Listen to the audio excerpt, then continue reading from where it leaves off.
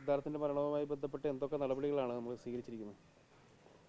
നമ്മുടെ സിദ്ധാർത്ഥിൻ്റെ മരണശേഷം യൂണിവേഴ്സിറ്റിയായിട്ട് അപ്പോഴും തന്നെ ഞങ്ങൾക്ക് ബന്ധപ്പെടാനുള്ള അവസരം കിട്ടിയിരുന്നു. വൈസ് ചാൻസലർ വിളിച്ച് കർശനമായ നിർദ്ദേശം കൊടുത്തു. കുറ്റക്കാർക്കെതിരെ കർശന നിർദ്ദേശമാണ് നമ്മൾ കൊടുത്തത്. അതിൻ്റെ ബേസിലാണ് പോലീസ് അന്വേഷണം ഉൾപ്പെടെ നടന്നത്. നമുക്കറിയാം, പോസ്റ്റ്മോർട്ടം നടത്തുന്നിടം വരെ ഇതൊരു ആത്മഹത്യയാണ് എന്നുള്ള നിലയ്ക്ക് തന്നെയാണ് പോയത്. പോസ്റ്റ്മോർട്ടം നടത്തിയപ്പോഴാണ് മനസ്സിലായത് മർദ്ദനം ഉൾപ്പെടെയുള്ളത് ഏറ്റിട്ടുണ്ട് എന്നുള്ളത് മനസ്സിലായത്. പോലീസാണ് അത് റിപ്പോർട്ട് ചെയ്തത് യൂണിവേഴ്സിറ്റിയോട്. അങ്ങനെയാണ് പെട്ടെന്ന് പോലീസ് അന്വേഷണം ഏർപ്പാട് ചെയ്തത്.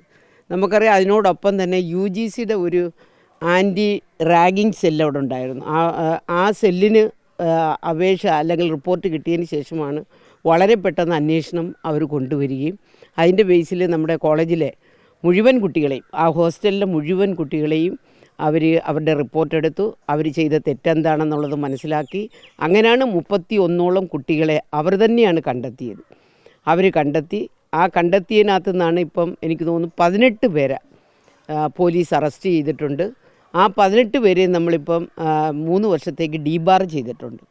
അതോടൊപ്പം തന്നെ ബാക്കി വരുന്ന കുട്ടികൾ 1 വർഷം ഡീബാർ ചെയ്തവരുണ്ട്.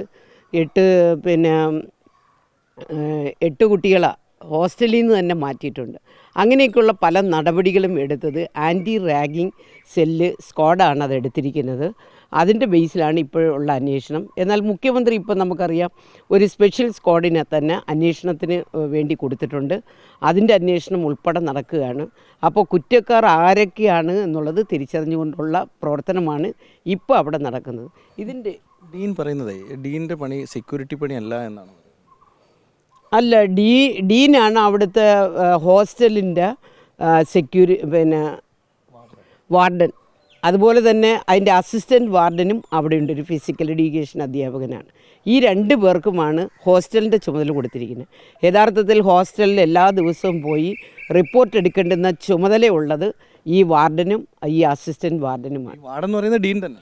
വാർഡൻ എന്ന് പറയുന്നത് ഡീനാണ്. അതുകൊണ്ടാണ് യൂണിവേഴ്സിറ്റിയിലെ വൈസ് ചാൻസലർ വീണ്ടും ഒരു റിപ്പോർട്ട് എടുത്തപ്പം ഡീൻ്റെ ഭാഗത്തു നിന്ന് ചില ശ്രദ്ധക്കുറവ് വന്നിട്ടുണ്ട്, ഹോസ്റ്റലിലോട്ട് പോയിട്ടില്ല എന്നുള്ളത് മനസ്സിലാക്കിക്കൊണ്ടാണ് ഇവർക്ക് 2 പേർക്കും എതിരായിട്ടുള്ളൊരു റിപ്പോർട്ടും കൂടെ വന്നത്.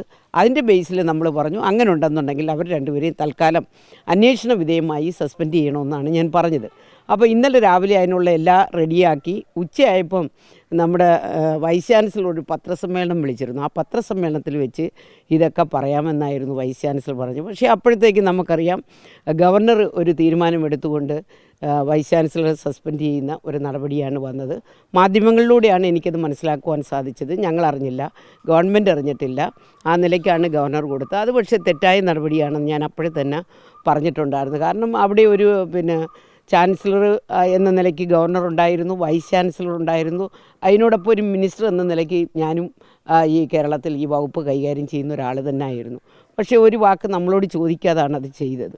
ഇപ്പം നമ്മളിപ്പോൾ ചെയ്തതാണെന്നുണ്ടെങ്കിലും ഉച്ച കഴിഞ്ഞ് നമ്മുടെ ഇദ്ദേഹം വന്ന് അവിടെ ചാർജ് എടുത്തു. വൈകിട്ടത്തോടു കൂടി ഒരു 3-3:30-4 മണിക്ക് ഇപ്പോഴത്തെ വൈസ് ചാൻസലർ, ഗവർണർ പറഞ്ഞ വൈസ് ചാൻസലർ വന്ന് ചാർജ് എടുത്തിരുന്നു.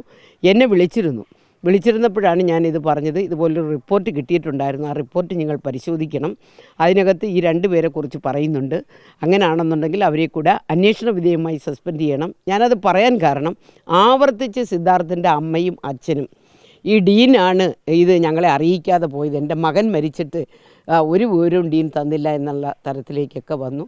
തീർച്ചയായിട്ടും ഏത് വിധത്തിലുള്ള അന്വേഷണത്തിനും ഒരു തടസ്സവുമില്ല. എല്ലാ വിധത്തിലുള്ള അന്വേഷണം നമുക്ക് നടത്തുന്നതിന് ഒരു ബുദ്ധിമുട്ടുമില്ല. അതൊക്കെ നടത്തി കുറ്റവാളികളെ ശിക്ഷിക്കണമെന്ന നടപടി മാത്രമേ എൻ്റെ ഭാഗത്തു നിന്നുള്ളൂ. അങ്ങനെ തന്നെ ഞാൻ നിൽക്കുകയുള്ളൂ.